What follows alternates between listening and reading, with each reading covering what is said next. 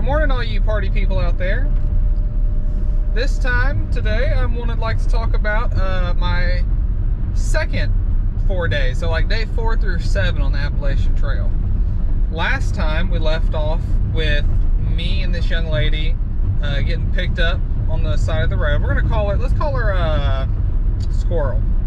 Me and Squirrel got picked up, got housed and fed and treated really nicely, got taken to church and put back on the trail on day 4. So day 4 we started back on the trail. Okay, me and her, I remember specifically that day we got dropped off. It was raining and it was cold rain. We hiked in some of the coldest, hardest rain I have almost felt. It was the second coldest, most rain I had on the trail. So we hiked, we got to the next shelter and we stopped, and that's where we met, gosh, what was his name? He was a doctor from New Orleans, and he was hiking in between his residency going into actually practicing. So he had just finished his residency, had gotten all his boards done, and was waiting to get a job somewhere else. So he had some time to kill. Super cool dude. I wish I could remember his name. Sam. His name was Sam. Wow, look at that. So me, Squirrel, and Sam all met there at the shelter. Yeah, at the shelter. So we met there, and then we hiked from there, from the shelter the next day. So the first day was pretty cool.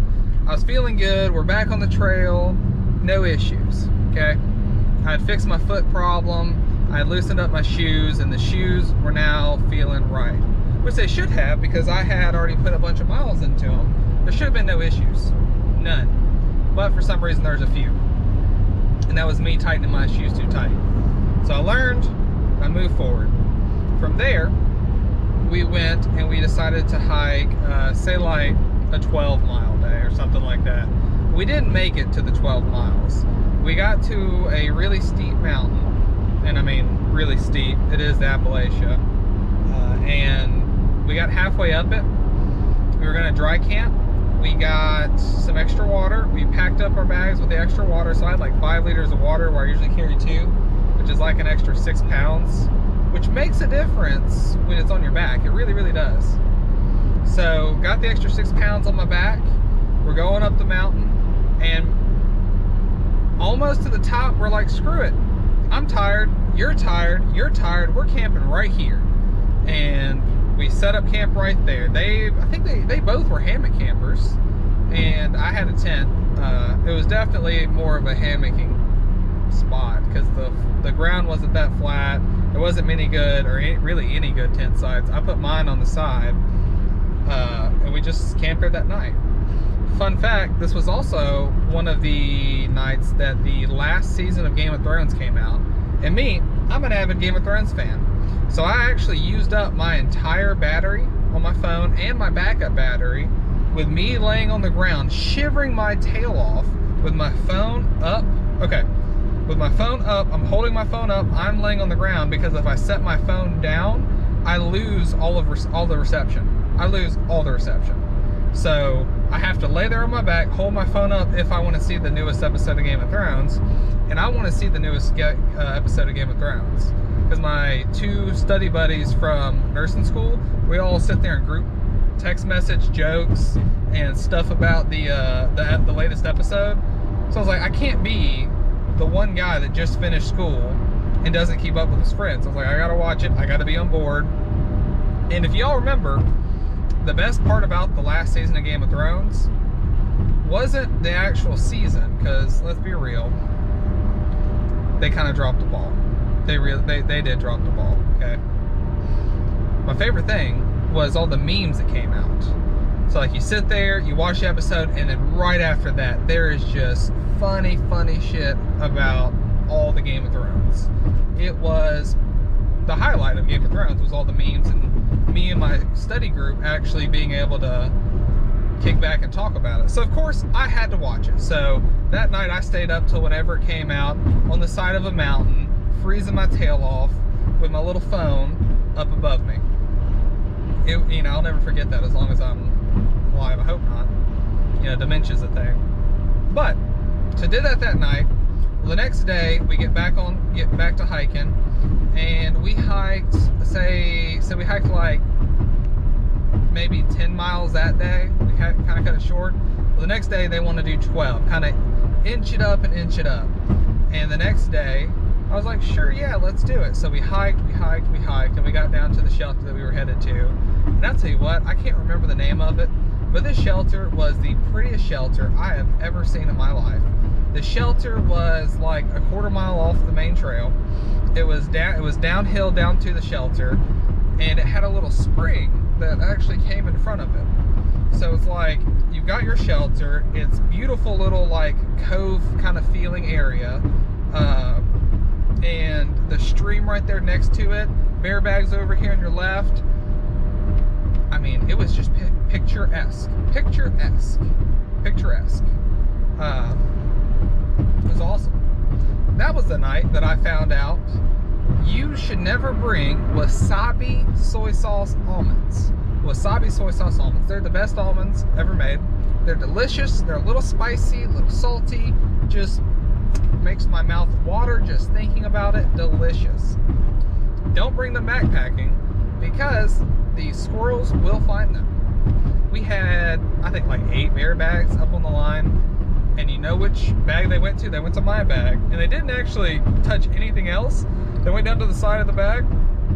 They chewed right through the side of my dry bag, straight into the wasabi soy nuts, and that's all they touched. That's it. I guess they smelled so good that they knew where they were. So wasabi soy nuts, not a backpacking kind of thing. And they're kind of they're very smellable, and they're also kind of heavily coated in that wasabi soy sauce. So you end up having like that transfer of smell and everything. Unless you lick your fingers. And I don't know about y'all, but when I'm backpacking, I'm not licking my fingers, man. I got who knows what on them. Because everything's gross. So wasabi soy nuts, don't bring them. Well, the next day, me, Squirrel, and Sam all start hiking again. And it was a good day. Like, I really enjoyed hanging out with those people. Well, toward the end of the day, I remember we were going uphill or downhill down to the shelter. I think it was downhill. And my left knee started to hurt. Well, I've never had knee pain before. I really haven't. And it was weird because it was like a sharp burning pain in my on the top of my left knee. I wasn't using trekking poles either, so keep that in mind. So in the back of my head, I go, man, maybe I've just overdone it today. Maybe I'll just take some ibuprofen tonight, go to bed, and it'll be better in the morning. Right? It should be better in the morning. I didn't tell anyone. I was just, a little sore, a little bit more sore than usual, no big deal. Next morning, woke up, popped some more ibuprofen before I got out of the camp, packed up everything, and then on my way out, I started hiking uphill. Okay, hiking uphill, and I'm feeling good. No knee pain. I am in shape. I'm going. Like, this is the best. I'm good. Well, if you wouldn't know, after I started going downhill, my knee started burning. And at first, I was like, ooh, okay. It kind of hurts a little bit. That's kind of worrying because it was hurting in that same spot yesterday. I was feeling so good when I was going uphill. Why does it hurt now when I'm going downhill? Why? I don't know. So let's say that was at like mile 1 going downhill. I've got 4 miles of downhill. Mile 2 going downhill, it got hurt really bad. So like on a scale of 1 to 10, mile 1 was like a 3 or 4. Mile 2 was like a 5, 6. Okay. By mile 3, I was like a 7 or 8 hobbling down the mountain. Like my walking, like your gait when you walk, my gait was like, I didn't even have a knee joint over there. I was just doing everything I could not to use that knee. And it started making my hips hurt. Well, that's when I knew I was gonna be off trail for a few days. Like at that point where I'm hurting so bad that I can't even walk like a normal person, I knew I was gonna take a few days off trail. So the other two, Sam and Squirrel, are already way ahead of me because I was slowed down. I was like, y'all, this hurts. I'm gonna be a while. I think I'm gonna have to take a break. And this was outside. This was coming down into whatever highway. It was mile marker 69 on the trail, whatever highway right there at Hiawassee, Georgia. I was like, y'all, this is gonna be it for me for a few days. Like, I'm gonna have to take a break. I'm sorry, it really sucks. By the time I got down, I was like listening to music, like screaming the music just to kind of ignore from the pain. It really did hurt, y'all. It really, really, really hurt. It hurt really bad. I haven't felt pain like that ever since. Like, I broke my femur once, but that was a different kind of pain. And I didn't have to use it to keep getting myself rescued, I guess. Because what's the other option? Like calling in a search and rescue team? I can't do that. So I got down and I was like, Squirrel Sam, I'm out. I gotta go into Hiawassee and take a few days. Sucks to suck, guys. I'm sorry. So Squirrel, she was ready to go. I mean, she was athletic. She had prepared. She was like, you know, I'm gonna keep pushing forward. You know, it sucks, Logan, but she's here to hike. And I understand it. I ain't got no problems with that. I was sad to see her go because she was super cool. But Sam, on the other hand, apparently some of his paperwork for his medical residency stuff, or for his boards, got messed up. So he had to come off trail, or he said, I gotta come off trail too, so I can figure out what do I gotta do to have a job. Because that comes before this. He goes, do you want to share a room at a hotel? I was like, heck yeah, man. Because I was about to blow some money out. I was gonna stay in the cheap, like, budget inn in town. He goes, well, heck, you know, if we're staying together, let's go stay at like the Hilton or something. And it was nice, y'all. It had a hot tub, a pool. Me and him ended up going and drinking in the brewery, getting some food from the Mexican restaurant. And my original goal, we go into town, we take a shower, we go get some Mexican food. I'm just gonna crash for about 2 days, or give it about 2 days and see how my knee feels. I'm not gonna use it. I'm just gonna see how it feels. I'm gonna get some trekking poles, I'm gonna get a knee brace. These are things that are gonna make me able to get back on trail. So I did all those 3 things. I took 2 days, I drank, basically just ate, drank, and sat in the hot tub, you know, got some trekking poles, resupplied with food, got a knee brace. I was getting ready to get back on trail, okay? Because I'm not stopping, right? Never stop stopping, all right? That doesn't make sense. I got all the stuff. I got my knee brace. I got my trekking poles. And I tried to go, I put the pack on and I tried to go do the stairs. And my knee just burnt like a mother. It was not happening. It was like, oh God, this is happening. So I had to come off trail. I had to come off trail 7 days in. I didn't want to be that guy. I didn't want to be the guy that goes out to do the Appalachian Trail that gets hurt in the first week, 2 weeks, month. I didn't want to be that guy. It had been literally 7 days that I was hiking. 7 days, and I'm the guy that gets hurt. I'm the guy that has to come off trail. I'm the guy that everyone tells you how not to be. That sucked. That was a blow to the morale, man. I've never been in a position before where my body fails me. And it did, or I failed it, depending on how you look at it. It was awful. So just having to sit there and make that choice and make that decision and go, man, I can't physically do it. I physically can't do it. That's a big disappointment. It really is. The good news of this situation is my granddad and my uncle were in Georgia visiting family. So they said they can swing two hours out of the way and pick me up, and I can spend the 3 or 4 days with them visiting family. And I was like, yes, okay, give me another 4 days to let my knee rest, and then maybe I'll get back out there, okay? Give me another 4 days. So they picked me up from Hiawassee, Georgia, from the hotel on like day 3 that I was at the hotel, and we went to Atlanta with some family, and we saw my Uncle Brad.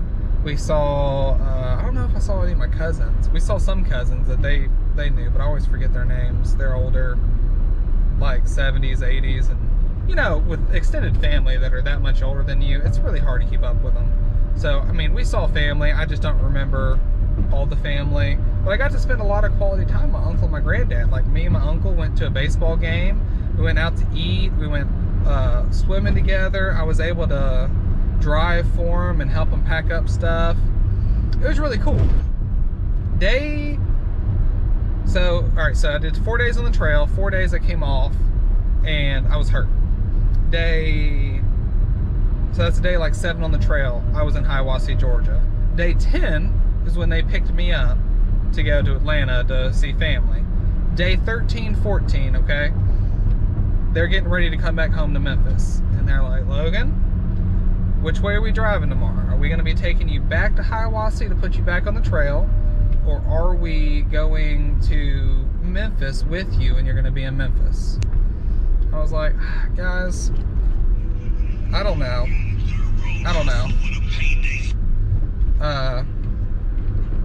Give me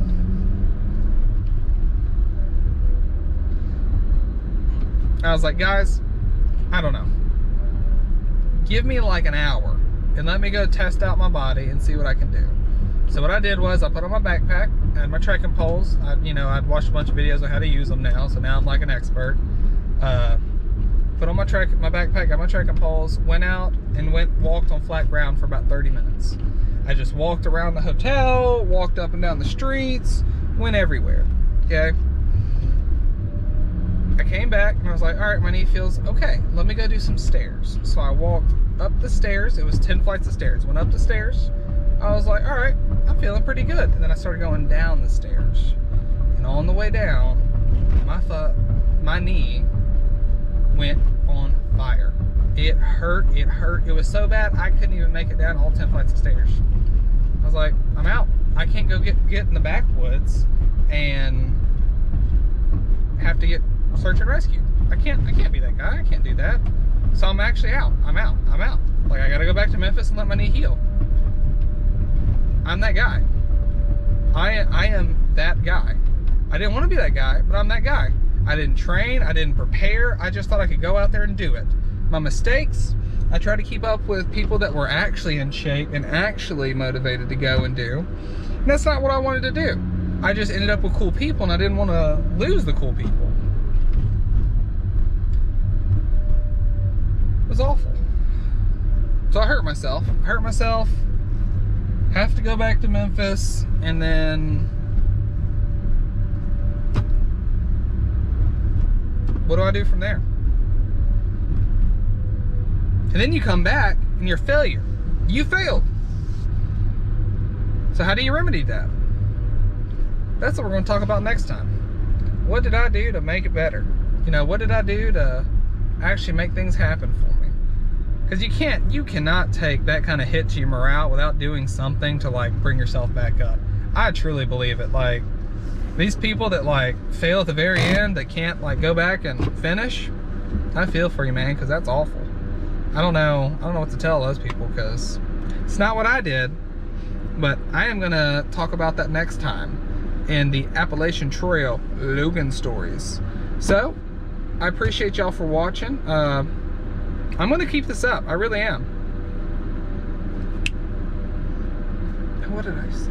Keep your corn on the cob.